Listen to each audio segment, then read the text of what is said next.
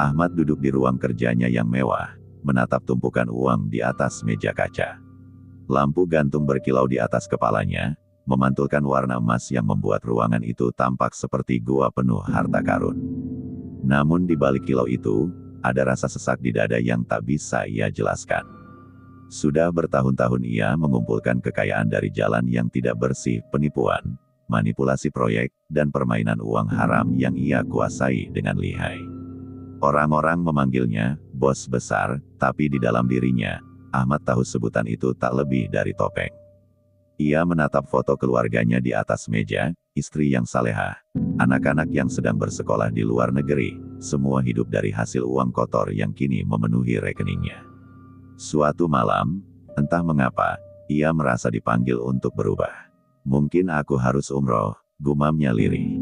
Ia berpikir, mungkin dengan berangkat ke tanah suci, semua dosanya akan terhapus. Ia tidak tahu bahwa keputusan itu justru akan membuka pintu ke kengerian yang tak pernah ia bayangkan.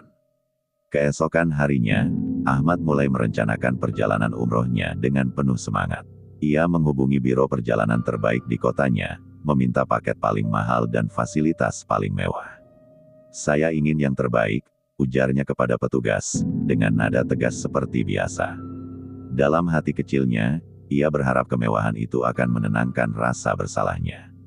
Tapi setiap kali ia menarik uang dari rekening yang penuh hasil kecurangan, ada getaran aneh di tangannya.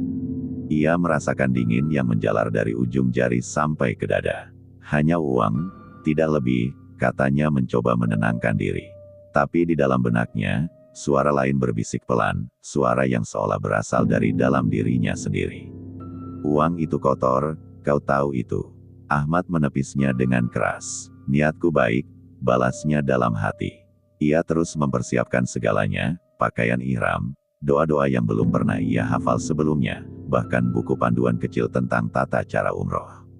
Ia membacanya sepintas, seolah semua itu hanyalah formalitas menuju penghapusan dosa. "Yang penting aku datang ke sana," katanya setiap kali istrinya bertanya apakah ia sudah benar-benar siap.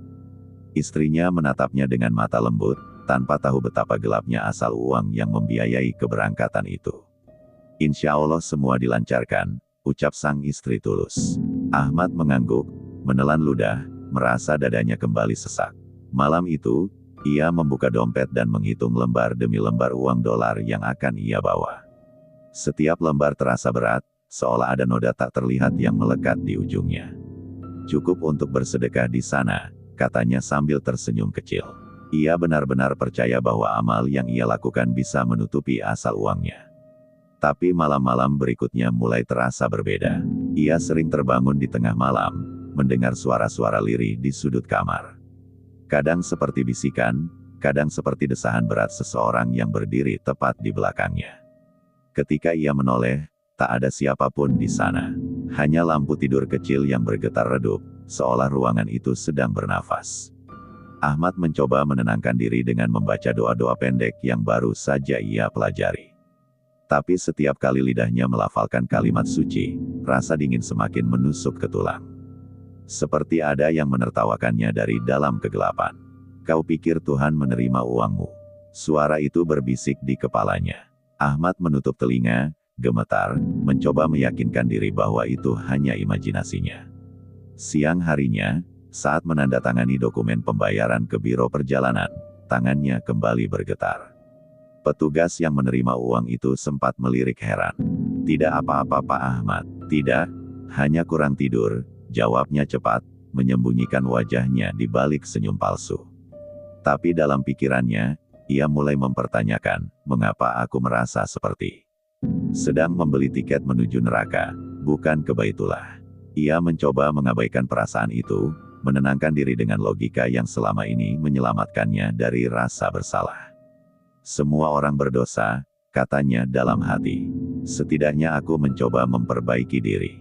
Tapi jauh di dalam, ada perasaan lain, perasaan bahwa tempat yang akan ia datangi tidak menginginkannya. Udara di sekitarnya terasa semakin berat, semakin dingin, seolah ada sesuatu yang mengintai setiap langkahnya. Dan malam sebelum keberangkatan, Ahmad bermimpi dirinya berdiri di tengah padang pasir hitam, dikelilingi tumpukan uang yang terbakar, sementara suara bergema memanggil namanya, "Ahmad, uangmu bukan milikmu." Pagi setelah mimpi itu, Ahmad terbangun dengan tubuh penuh keringat.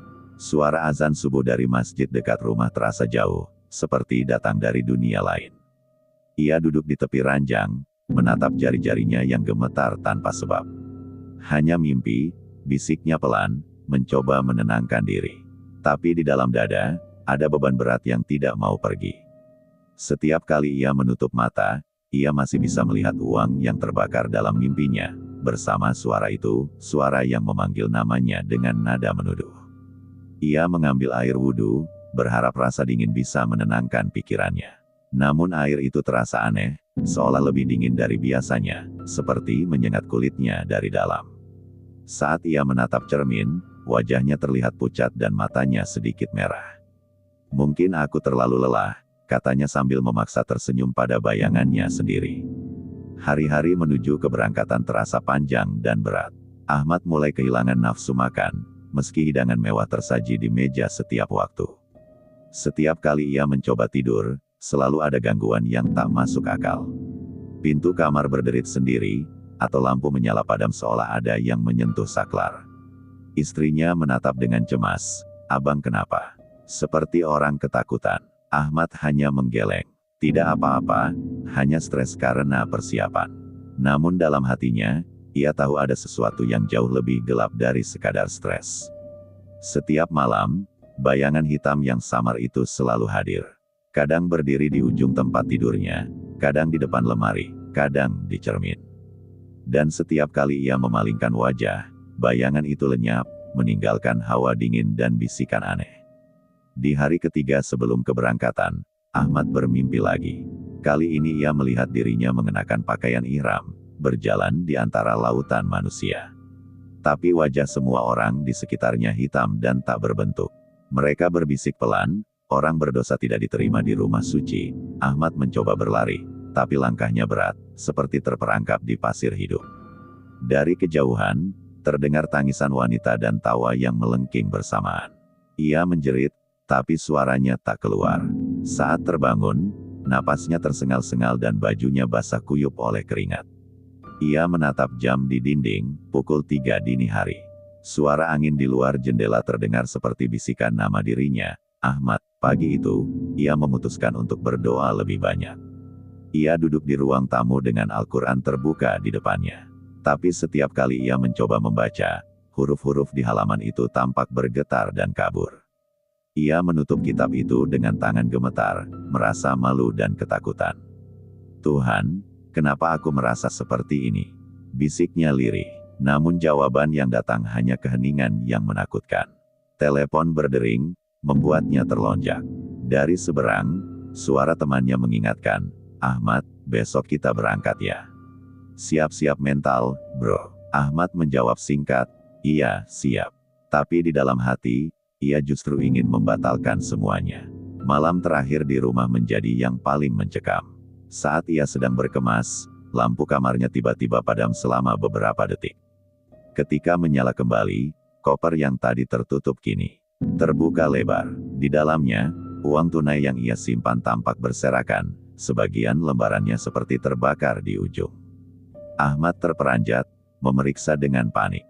Tapi saat ia sentuh, uang itu kembali normal, tak ada bekas terbakar. Ia terduduk lemas di lantai, napasnya tersengal. "Apa ini pertanda?" pikirnya, tapi ia menolak mengakuinya. Ia menutup koper dengan cepat, menyalakan semua lampu di rumah, dan duduk menunggu pagi. Namun bahkan saat cahaya memenuhi ruangan, bayangan ketakutan di matanya tak pernah benar-benar pergi. Pesawat yang membawa Ahmad dan rombongan mendarat dengan lembut di Bandara Internasional King Abdul Aziz, Jeddah. Begitu pintu kabin terbuka, udara panas bercampur debu gurun langsung menyambut. Ahmad menarik napas dalam, mencoba meyakinkan diri bahwa semua ketegangan sebelum berangkat hanya perasaan. Namun begitu kakinya menjejak tanah Arab, perasaan aneh itu justru semakin kuat. Bukannya damai, ia merasa seolah tempat itu menolaknya, seperti ada energi tak kasat mata yang mengusir kehadirannya. Orang-orang di sekitarnya tersenyum bahagia, banyak yang menangis haru. Tapi Ahmad berdiri kaku, Dadanya sesak, seolah udara di sekitarnya menjadi berat. "Pak Ahmad kenapa?" tanya temannya, Fadil, yang ikut dalam rombongan. Ahmad tersenyum kaku. "Tidak apa-apa, mungkin jet lag." Ia tahu itu bohong. Tubuhnya baik-baik saja, tapi jiwanya terasa seperti ditolak bumi tempat suci itu. Dalam perjalanan menuju Madinah, ia duduk diam di bas, memandangi gurun luas yang melintas di jendela. Langit senja memerah, dan siluet bukit-bukit batu tampak seperti barisan wajah murka. Setiap kali ia memejamkan mata, ia melihat bayangan uang terbakar dan mendengar bisikan samar. "Kau tidak pantas berada di sini." Ia membuka mata, menggeleng keras, membuat Fadil menatap heran. "Abang beneran gak apa-apa?" Wajah abang pucat. "Aku baik-baik saja," jawab Ahmad cepat, meski suaranya gemetar. Ketika bas berhenti untuk istirahat, ia keluar sebentar, mencoba menghirup udara padang pasir. Tapi angin yang bertiup terasa dingin dan berat, membawa aroma seperti besi berkarat. Ia merinding, menatap ke arah gurun yang luas, dan di kejauhan, ia sempat melihat bayangan hitam bergerak cepat di balik batu. Setibanya di Madinah, rombongan langsung menuju hotel dan bersiap ziarah ke Masjid Nabawi. Dari kejauhan, kubah hijau masjid terlihat bersinar lembut di bawah langit malam. Semua jamaah terlihat haru dan gembira, wajah mereka bercahaya. Tapi ketika Ahmad melangkah ke halaman masjid, sesuatu yang dingin menyentuh tengkuknya. Ia menatap sekeliling, tak ada apa-apa. Namun saat melewati pintu masuk, tubuhnya tiba-tiba terasa berat, langkahnya seolah tertahan. Seorang petugas masjid sempat menatapnya dengan ekspresi aneh, seolah melihat sesuatu di balik punggungnya. Ahmad mencoba tersenyum, tapi tubuhnya mulai menggigil.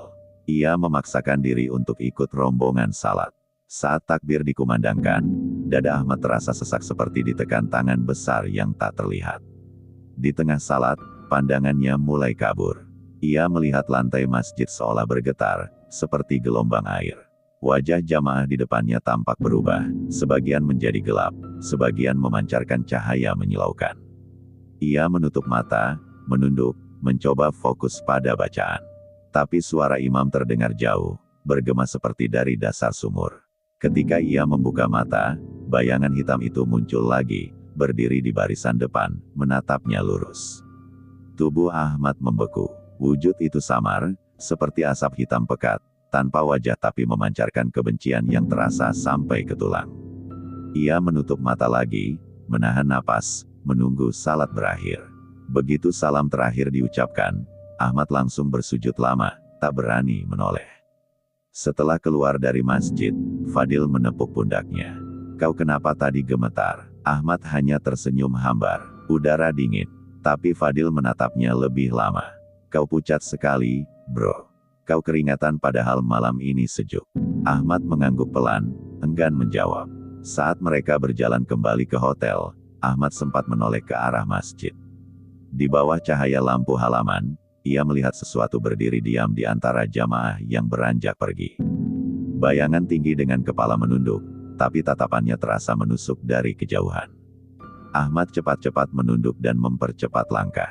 Ia tahu, malam itu bukan sekadar perasaan gelisah biasa. Tanah suci benar-benar menolak kehadirannya, dan sesuatu yang gelap telah menunggu untuk menuntut bagian dari dosanya. Pagi pertama di Madinah, Ahmad terbangun dengan kepala berat dan dada sesak. Suara azan subuh yang biasanya menenangkan kini terdengar jauh dan bergema aneh di telinganya.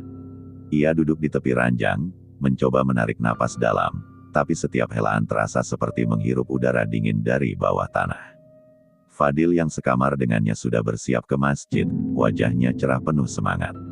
"Ayo, bro, waktunya salat di Nabawi, sayang kalau dilewatkan." Ahmad mengangguk lemah, menatap pakaian ihram yang tergantung di kursi. Setiap kali ia menyentuh kain putih itu, ada sensasi aneh seperti tersetrum ringan. Ia menepuk-nepuk dadanya, berusaha menguatkan diri. "Aku datang untuk beribadah, bukan untuk takut." Namun saat ia melangkah keluar kamar, bayangan gelap di ujung lorong hotel tampak menunduk ke arahnya. Ia berhenti, menatap lekat, tapi ketika seorang petugas lewat, bayangan itu lenyap seolah tak pernah ada. Di Masjid Nabawi, suasana damai seolah menyelimuti setiap jamaah. Wajah-wajah bersinar, doa-doa terlantun lembut. Tapi di dalam diri Ahmad, ketenangan itu justru berubah menjadi tekanan yang mencekik. Ia mencoba membaca doa, tapi lidahnya terasa kaku. Ayat yang biasanya mudah dihafal kini terdengar asing, seperti bukan miliknya lagi. Ketika ia memaksakan diri untuk melafalkan doa, suara dalam hatinya menirukan dengan nada mengejek. Doa takkan menolongmu kalau kau masih membawa uang kotor itu. Ahmad menggigil, menatap lantai karpet masjid yang tiba-tiba tampak bergetar halus. Ia memejamkan mata, berharap gangguan itu berhenti. Tapi di balik kelopak matanya, ia justru melihat bayangan dirinya sendiri, berpakaian hitam, menatap dingin dengan senyum sinis. Selesai salat, tubuh Ahmad lemas. Fadil menepuk bahunya. Abang kurang tidur ya? Wajah abang pucat. Ahmad hanya mengangguk. Iya, mungkin butuh istirahat. Namun dalam hati, ia tahu ini bukan sekadar kelelahan. Ia merasa seolah ada sesuatu di dalam dirinya yang menolak setiap doa yang ia ucapkan. Saat berjalan keluar masjid, langkahnya goyah. Dunia di sekitarnya tampak berputar, dan ia hampir terjatuh jika Fadil tidak segera menahan. Ya Allah, abang demamkah? Tanya Fadil panik. Ahmad menggeleng cepat, meski peluh dingin sudah menetes di pelipisnya. Aku baik-baik saja. Malam itu di hotel, ia mencoba tidur lebih awal. Tapi begitu lampu dipadamkan, bisikan itu kembali terdengar di sekelilingnya. Suara yang sama, berlapis-lapis, seperti berasal dari dinding kamar dan udara sekaligus. Ahmad, kau pikir kami tidak tahu? Uangmu berasal dari kami. Ahmad terlonjak, membuka mata, tapi kamar tetap gelap dan sepi. Ia menyalakan lampu dan membaca doa sebisanya, namun lidahnya kembali keluh. Setiap kali ia mencoba menyebut nama Tuhan, ada getaran keras di dadanya. Seolah ada tangan yang tak terlihat mencengkeram jantungnya dari dalam. Ia menunduk, menggenggam dada sambil gemetar. Ampuni aku, bisiknya lirih. Tapi entah mengapa, setiap kali kata itu terucap, lampu kamar berkelip cepat, seperti menolak. Beberapa hari berikutnya, gangguan itu semakin parah. Saat melakukan ziarah dan membaca zikir bersama rombongan, Ahmad sering kehilangan kesadaran sesaat. Ia merasa tubuhnya melayang, seolah terpisah dari orang-orang di sekitarnya. Kadang ia mendengar bisikan samar dari kerumunan, kembalikan hak yang kau rampas, tapi ketika ia menoleh, semua jamaah tampak sibuk berdoa dengan khusyuk, seolah tak mendengar apapun. Ia mulai takut tidur, karena setiap malam mimpi buruk menunggu. Dalam mimpinya, ia melihat Ka'bah, tapi dari celah-celah hitam bangunannya menetes cairan pekat berwarna merah tua. Dari dalamnya, terdengar suara bergema, memanggil namanya dengan nada getir. Kau datang bukan untuk sujud, tapi untuk bersembunyi dari dosa. Ketika Ahmad terbangun dengan napas tersengal, ia tahu, perjalanan ibadahnya baru saja berubah menjadi perjalanan menuju kengerian yang tak bisa dijelaskan. Malam itu, Ahmad duduk di tepi ranjang hotelnya, menatap dompet yang penuh uang tunai. Uang itu ia bawa dari rumah, sebagian hasil usaha gelap yang tak seorang pun tahu. Ia berniat menggunakannya untuk bersedekah di tanah suci, seolah dengan begitu dosa-dosanya lamanya bisa terhapus. Tapi di dalam hati kecilnya, ia tahu sedekah dengan harta kotor tak akan menghapus kesalahan, hanya menutupinya sementara. Angin dari pendingin ruangan berhembus pelan, membawa hawa dingin yang menusuk. Ahmad menarik napas panjang, mencoba menenangkan hati yang gelisah. Ia memandangi dompetnya sekali lagi, memastikan uangnya masih tersimpan rapi. Besok aku akan berikan sebagian untuk fakir miskin, ujarnya pelan. Ia mencoba meyakinkan diri bahwa niat baiknya cukup untuk menebus asal-usul uang itu. Tapi pikirannya tetap berputar, penuh rasa bersalah yang tak mau diam. Ia lalu memutuskan untuk tidur lebih awal. Sebelum berbaring, ia memejamkan mata sambil berdoa, berharap ketenangan menyelimuti dirinya malam itu. Namun ketika ia terbangun menjelang subuh, ada sesuatu yang aneh. Dompet yang tadi ia letakkan di atas meja kecil di sebelah ranjang sudah tidak ada. Ia mengira mungkin terjatuh, tapi setelah mencari di seluruh ruangan, hasilnya nihil. Ia merasakan jantungnya berdetak lebih cepat. Mungkinkah aku lupa menaruhnya? Pikirnya cemas. Ia memeriksa koper, saku, bahkan selipan buku doa, semuanya kosong. Tak ada uang, Tak ada tanda-tanda dompet itu pernah ada. Ahmad terduduk lemas, matanya menatap kosong ke lantai. Ia mencoba berpikir logis. Kamar terkunci rapat dari dalam, tidak mungkin ada orang lain yang masuk. Fadil yang sekamar dengannya masih tidur nyenyak, bahkan mendengkur. Ahmad berusaha membangunkan temannya, tapi suaranya serak dan kering. "Dompetku hilang," katanya dengan suara nyaris tak terdengar. Fadil yang baru bangun langsung ikut mencari, namun hasilnya sama, nihil. "Aneh sekali, Bang. Tidak ada tanda-tanda orang masuk." Ahmad mengangguk, wajahnya pucat. "Padahal aku yakin betul, semalam masih ada." Ia mencoba tersenyum, tapi dalam hatinya ia tahu, mungkin ini bukan kebetulan. Ada sesuatu yang ingin ditunjukkan kepadanya, teguran yang halus tapi menusuk. Hari itu, Ahmad tetap ikut rombongan ziarah. Namun langkahnya terasa berat, pikirannya terus teringat pada uang yang hilang. Setiap kali ia menatap jamaah lain yang berdoa khusyuk, dadanya terasa panas oleh rasa malu. "Mungkin Allah menolak uang itu," gumamnya pelan. Kata-kata itu terasa seperti pisau yang memotong egonya sendiri. Ia mulai menyadari betapa selama ini ia terlalu percaya pada kekuatan harta. Ia lupa bahwa amal tak bisa dibeli dengan uang haram, seberapa besar pun jumlahnya. Ia lupa bahwa Tuhan melihat bukan dari pemberian, tapi dari keikhlasan dan sumbernya. Semakin lama ia berjalan, semakin dalam perasaan bersalah itu menekan dadanya. Setiap langkah seolah menjadi penebusan kecil atas keserakahannya di masa lalu. Sore hari, setelah kembali ke hotel, Ahmad duduk sendirian di balkon kamar. Ia menatap langit senja yang kemerahan, dan untuk pertama kalinya dalam hidup, ia menangis tanpa tahu harus berkata apa. Bukan karena kehilangan uang, tapi karena ia sadar uang itu memang bukan miliknya. "Mungkin ini caramu menegurku, ya Allah," bisiknya pelan. Ia merasa dadanya sedikit lebih ringan setelah mengatakan itu. Tapi begitu ia menoleh ke meja, matanya tertegun. Cincin emas yang selalu ia pakai di jari kanan kini menghitam di ujungnya. Ia lepaskan cincin itu perlahan, dan mendapati logamnya terasa panas, seolah baru saja terbakar. Ahmad menatap cincin itu lama, simbol kejayaan dan kekuasaannya selama ini.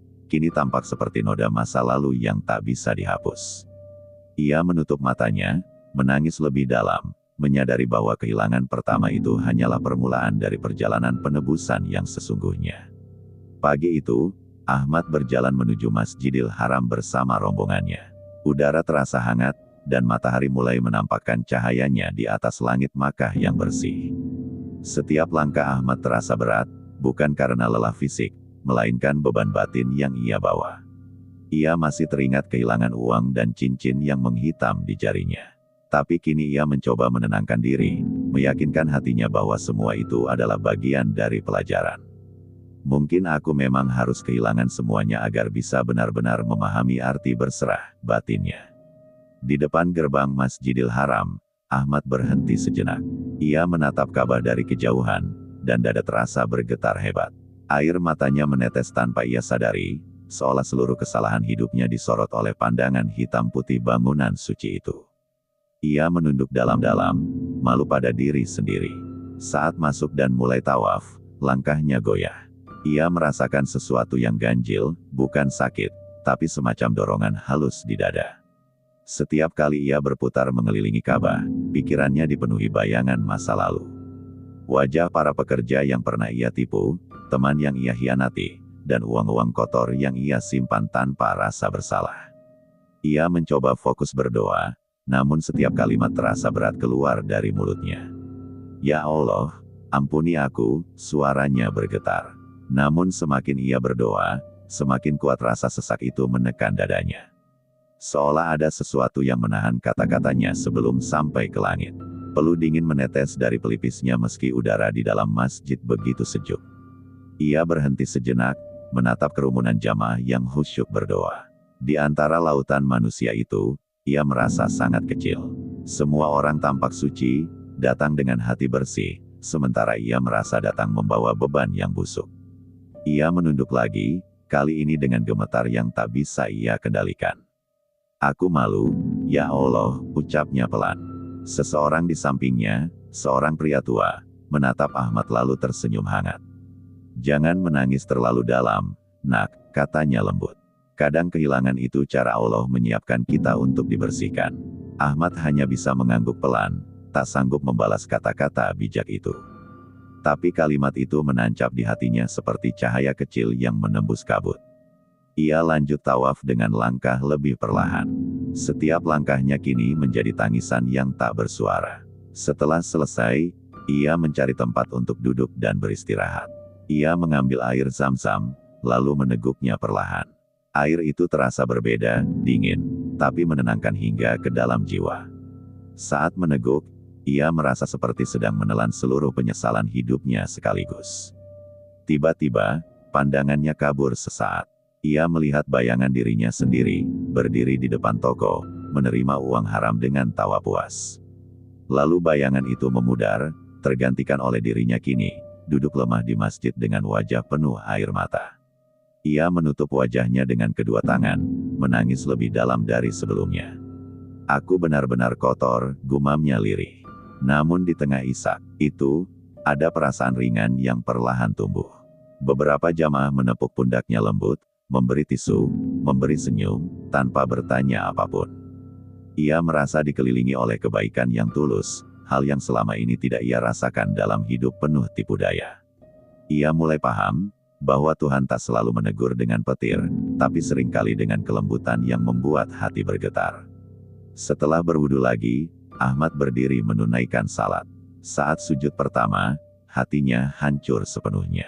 Ia tak lagi berdoa dengan kata-kata, hanya menangis, dan biarkan air mata itu menjadi kalimat penyerahan total. Ampuni aku tak pantas berada di sini, tapi aku ingin pulang bersih. Sujud itu terasa lama, dan untuk pertama kalinya sejak tiba di tanah suci, ia merasakan kedamaian sejati.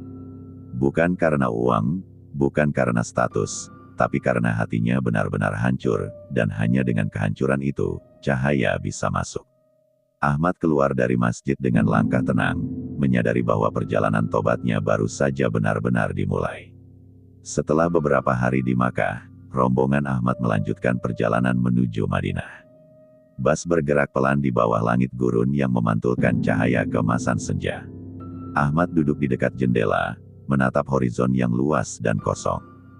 Di matanya, lanskap itu tampak seperti cermin jiwanya, sunyi, gersang, dan penuh debu penyesalan. Ia memejamkan mata, mencoba berzikir perlahan agar hatinya tetap tenang. Namun di balik setiap ucapan astagfirullah, ia masih mendengar gema masa lalunya sendiri. Semua ini akibat keserakahanku, bisiknya di dalam hati. Ia tak lagi marah pada kehilangan atau kegelisahan yang menimpanya. Kini ia mulai belajar menerima semuanya sebagai bagian dari teguran yang penuh kasih. Tapi Allah punya cara lain untuk membersihkan seseorang yang benar-benar ingin kembali. Saat malam tiba di Madinah, Ahmad merasa tubuhnya mulai demam. Awalnya ia kira hanya karena kelelahan perjalanan panjang. Namun panas itu cepat meningkat, membuatnya sulit tidur dan bernafas. Ia terbaring di ranjang hotel dengan tubuh menggigil, meski udara kamar cukup hangat. Keringat dingin membasahi seluruh bajunya, dan setiap tarikan napas seolah menimbulkan nyeri tajam di dada. Teman sekamarnya, Yusuf, panik dan segera memanggil pembimbing kelompok. Ahmad hanya bisa menatap langit-langit kamar, napasnya tersengal. Di sela demam itu, ia melihat bayangan samar dirinya berdiri di tengah gurun, memikul karung berat penuh uang. Setiap langkah membuat pundaknya berdarah, namun ia tak sanggup melepaskannya. Lalu dalam ilusi demam itu, terdengar suara lirih, "Lepaskan, Ahmad, lepaskan." Ia terbangun dengan teriakan pelan, menahan perih yang tak bisa dijelaskan. Yusuf segera memberinya air zam-zam yang dibawa dari Makkah. Ahmad meminumnya perlahan, lalu memejamkan mata. Di antara nyeri dan kelelahan, ia berdoa dalam hati. "Ya Allah, jika ini caraku kau bersihkan, maka jangan hentikan sebelum aku benar-benar suci." Ia menangis dalam diam. Air mata itu jatuh ke bantal, bercampur dengan keringat dan rasa malu. Malam terasa panjang, seolah waktu menolak bergulir sampai ia benar-benar mengaku kalah. Tubuhnya terus bergetar, namun hatinya semakin pasrah. Untuk pertama kalinya, Ahmad merasa tidak ingin melawan penderitaan. Keesokan paginya, ia memaksa diri bangun untuk salat subuh berjamaah di Masjid Nabawi. Meski lemah, langkahnya menuju masjid terasa seperti ujian iman. Yusuf mencoba menahannya, tapi Ahmad berkata, "Aku harus ke sana. Kalau aku tak sampai, tolong tinggalkan aku di depan pintunya." Dengan terlatih, Ahmad berjalan di antara jamaah yang bergerak cepat menuju masjid. Setiap langkah disertai rasa perih di dada, tapi di dalam hatinya ada keyakinan kuat yang tumbuh. Ketika akhirnya ia tiba di pelataran Masjid Nabawi, ia tersenyum lemah. Udara di sana terasa berbeda, tenang, lembut, seperti belayan. Ia melangkah ke dalam dan sujud panjang di lantai yang dingin. Sujud itu terasa seperti pengakuan total atas semua kesalahannya. "Ya Allah, jika aku harus jatuh di sini, aku rida, asal Engkau menerimaku." Setelah salat, tubuhnya semakin lemah. Ia terpaksa dibawa ke klinik kecil di sekitar masjid. Dokter mengatakan bahwa demamnya akibat kelelahan dan stres berat. Tapi Ahmad tahu, ini bukan sekadar sakit tubuh, ini pembersihan jiwa. Ia tersenyum samar, meski tubuhnya menggigil. Setiap sakit adalah penghapusan dosa, gumamnya, mengingat pesan ustaz yang dulu sering ia abaikan. Di ranjang kecil klinik itu, ia merasa tenang untuk pertama kalinya. Ia tak lagi berusaha melupakan dosanya, karena kini ia belajar menghadapinya dengan jujur. Setiap rasa nyeri yang datang, ia sambut dengan istighfar. Hingga akhirnya ia tertidur dengan senyum kecil di wajahnya, seperti seseorang yang baru saja dimandikan oleh ampunan. Setelah beberapa hari dirawat, Ahmad mulai membaik secara fisik. Tubuhnya masih lemah, tapi hatinya terasa lebih ringan. Ia mengira masa ujian itu telah berakhir. Namun, ia tidak tahu bahwa Allah masih menyiapkan satu teguran terakhir, teguran yang akan menentukan arah hidupnya setelah pulang. Hari itu, rombongan bersiap untuk kembali melaksanakan ibadah di Masjid Nabawi. Ahmad bertekad untuk menyelesaikan seluruh rangkaian ibadahnya kali ini dengan sempurna. Ia ingin menutup perjalanan umrohnya dengan hati yang benar-benar bersih. Ia mengambil wudhu dengan hati-hati, mengusap wajahnya sambil berbisik, "Bersihkan aku, ya Allah, bukan hanya dari debu, tapi dari segala sisa kesombongan." Angin pagi Madinah bertiup lembut, membawa ketenangan yang sulit dijelaskan. Namun di dalam dada Ahmad, masih ada sesuatu yang mengganjal. Saat melangkah ke dalam masjid, ia tiba-tiba merasa sesak lagi. Nafasnya terhenti sejenak, dan pandangan matanya berkunang.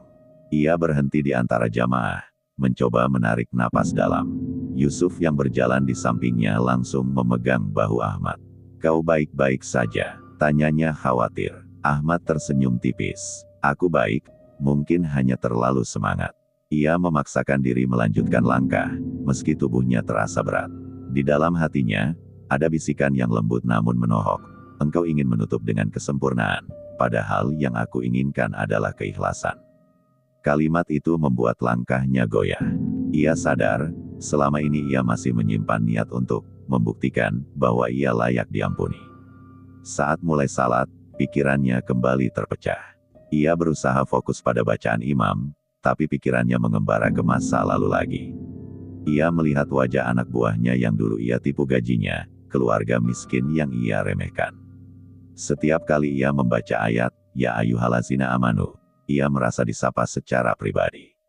Air matanya jatuh tanpa bisa ditahan. Ia sujud lama sekali, namun kali ini bukan karena paksaan, melainkan karena kerinduan untuk benar-benar diterima. Ketika ia bangkit, tubuhnya bergetar hebat. Ia mencoba berdiri, tapi lututnya lemas. Yusuf berlari menahannya sebelum ia terjatuh. Beberapa jamaah lain membantu, membawanya ke sisi masjid. Ahmad duduk bersandar di tiang, tubuhnya dingin dan lemas. "Istirahatlah," kata Yusuf. "Kau belum sepenuhnya pulih." Ahmad hanya mengangguk lemah, matanya menatap jamaah lain yang masih salat dengan tenang. Ia menatap mereka dengan kekaguman, bukan iri. "Lihatlah mereka," gumamnya pelan. "Mereka datang membawa hati yang bersih, sedangkan aku baru belajar cara membersihkan hati." Yusuf memegang tangannya. "Tapi kau sudah berusaha, Ahmad. Dan itu yang dilihat Allah." Ahmad menunduk, menahan tangis. Ia sadar, Allah tidak menuntut kesempurnaan, hanya kejujuran dalam mengakui kekurangan. Ia menatap ke arah makam Nabi, dan dadanya kembali sesak, tapi kali ini bukan karena sakit. melainkan karena cinta yang tulus dan rasa malu yang bercampur jadi satu. Di tengah keheningan itu, ia berdoa dalam hati, "Ya Rasulullah, aku datang dengan langkah penuh dosa. Aku ingin pulang dengan langkah yang lebih ringan. Doakan aku agar tak kembali pada kegelapan." Angin lembut berhembus melewati wajahnya. Ia menutup mata, dan entah kenapa, terasa seperti pelukan lembut yang menenangkan hatinya. Beberapa menit kemudian, tubuhnya semakin lemah. Ia tak lagi mampu berdiri. Yusuf dan pembimbing kelompok segera menolongnya keluar dari masjid. Di luar, Ahmad menatap langit Madinah yang biru pucat. Ia tersenyum samar dan berkata pelan, "Mungkin aku memang tak perlu menyelesaikan semuanya. Mungkin cukup sampai di sini, selama kau tahu aku tulus." Ia menatap ke arah masjid sekali lagi, mata berkaca-kaca. Dalam senyum yang tenang, Ahmad akhirnya menerima bahwa puncak ibadah bukanlah penyelesaian ritual, melainkan ketika hati benar-benar menyerah total di hadapan Tuhan. Malam itu, Madinah tampak tenang seperti biasa.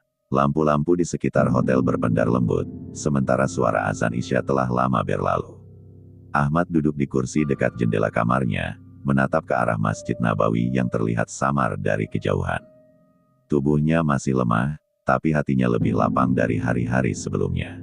Di tangannya, selembar sajadah terlipat rapi, pemberian istrinya sebelum berangkat. Ia menatap sajadah itu lama sekali, seolah ingin berbicara padanya. "Kau saksi semua langkahku," bisiknya lirih. "Langkah yang dulu kotor, tapi kini ingin pulang bersih." Yusuf datang membawakan air dan duduk di sebelahnya. "Kau tampak lebih tenang malam ini," katanya. Ahmad tersenyum kecil. "Aku harus bicara sesuatu, Yusuf. Sesuatu yang seharusnya kubicarakan sejak awal." Yusuf menatapnya, raut wajahnya berubah serius.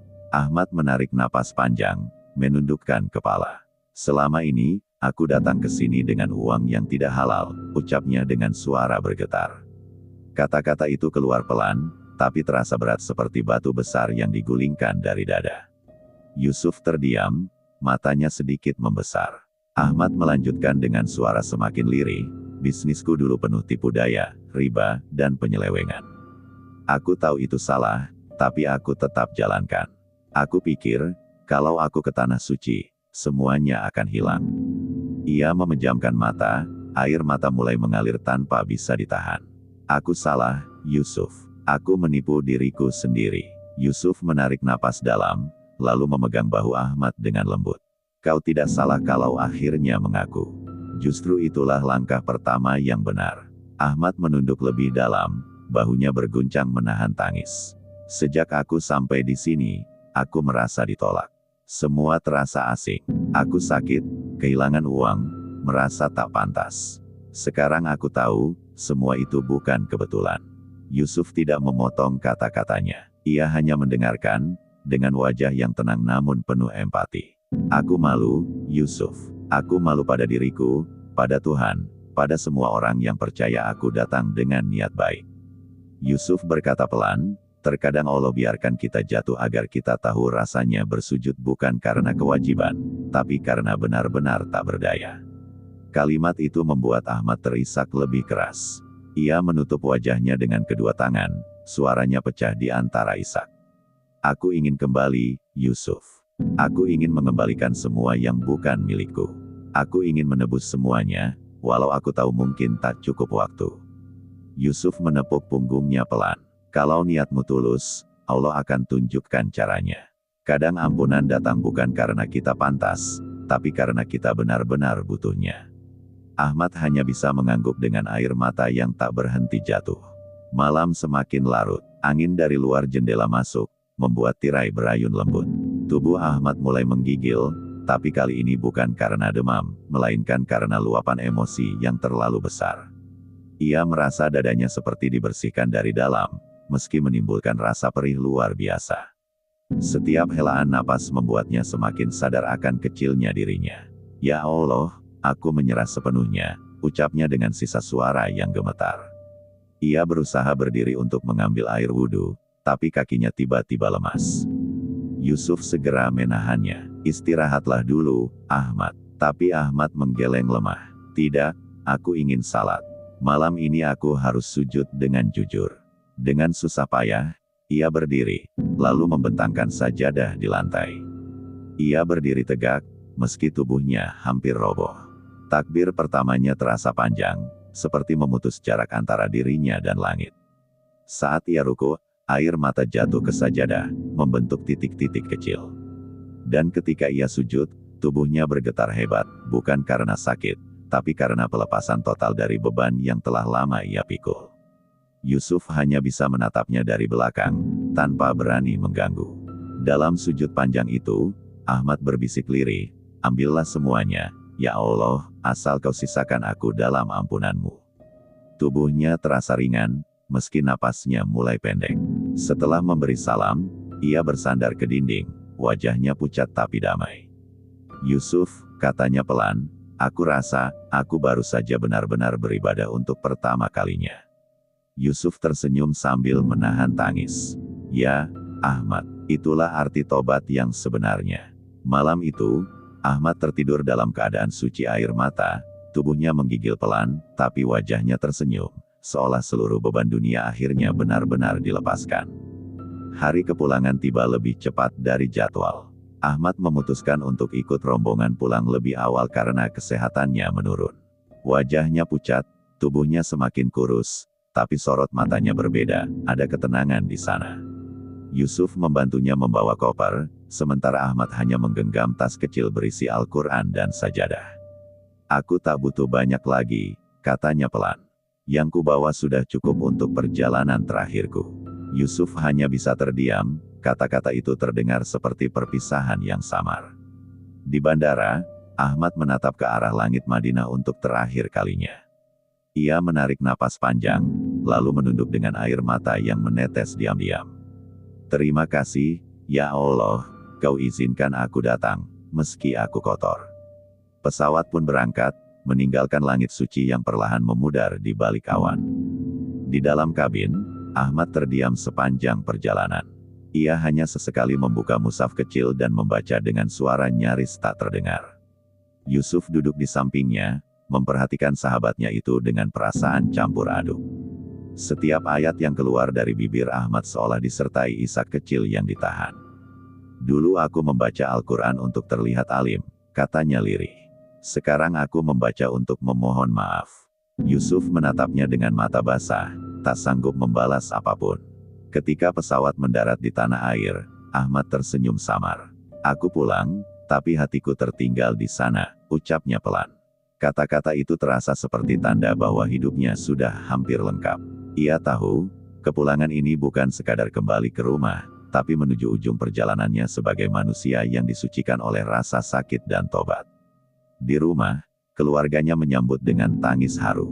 Istrinya memeluknya erat, terkejut melihat betapa kurusnya tubuh Ahmad. "Kau sakit, Bang?" katanya sambil menahan air mata. Ahmad tersenyum lembut. "Tidak, aku hanya sedang sembuh dengan cara yang berbeda." Anak-anaknya menatap dengan bingung, tak mengerti maksud ayah mereka. Hari-hari setelah itu, Ahmad lebih banyak menghabiskan waktu di ruang kecil dekat jendela. Ia sering duduk berjam-jam membaca Al-Quran, atau menulis sesuatu di buku catatannya. Ketika istrinya bertanya apa yang ia tulis, Ahmad menjawab, "Daftar nama orang yang harus aku minta maaf." Setiap malam, ia menulis surat-surat kecil untuk orang yang pernah ia rugikan. Beberapa ia kirim langsung, beberapa ia titipkan pada Yusuf. Tubuhnya semakin lemah, tapi senyumnya semakin sering muncul. Suatu sore, ia meminta istrinya menemaninya duduk di teras. Angin berhembus pelan, membawa aroma tanah basah setelah hujan. "Kau tahu," katanya pelan, "aku dulu berpikir uang bisa menebus semuanya. Tapi ternyata, yang menebusku adalah kehilangan." Istrinya menggenggam tangannya erat. "Kau sudah cukup menebus, Bang. Allah Maha Pemaaf." Ahmad menatap langit yang berwarna keemasan. "Aku hanya berharap, ketika waktuku tiba, aku dipanggil dalam keadaan diampuni." Istrinya menunduk, menahan tangis. Hari itu, Ahmad tampak lebih lemah dari biasanya. Nafasnya pendek-pendek, tapi wajahnya damai. Ia menatap arah kiblat, lalu berbisik, "Aku ingin salat maghrib sendiri malam ini." Setelah berwudu, Ahmad mengenakan jubah putih yang ia beli di Madinah. Ia membentangkan sajadah, lalu berdiri dengan tenang. Setiap gerakan salatnya dilakukan perlahan, seolah ia ingin merasakan setiap detik pertemuan terakhirnya. Di rakaat terakhir, ia sujud lama sekali. Istrinya yang mengintip dari pintu mulai khawatir, karena Ahmad tak kunjung bangkit. Ia mendekat perlahan, memanggil dengan suara gemetar, "Bang!" Tapi Ahmad tetap diam, wajahnya menempel di sajadah, tersenyum lembut. Di sisi tubuhnya, mushaf kecil terbuka pada ayat, dan kepada Tuhanmulah tempat kembali segala sesuatu. Air mata istrinya jatuh ke lantai, membasahi ujung sajadah itu. Malam itu, Ahmad pergi, dalam sujud, dalam ketenangan, dalam keadaan telah dibersihkan oleh penyesalan dan kasih Tuhan. Perjalanan Ahmad menjadi saksi bahwa tobat bukan hanya tentang memohon ampun, tapi tentang keberanian mengakui noda, menanggung teguran, dan menyerahkan diri sepenuhnya kepada Allah. Ia mungkin datang ke tanah suci dengan uang haram, tapi pulang dengan hati yang disucikan, bahkan jika tubuhnya harus dikorbankan untuk itu.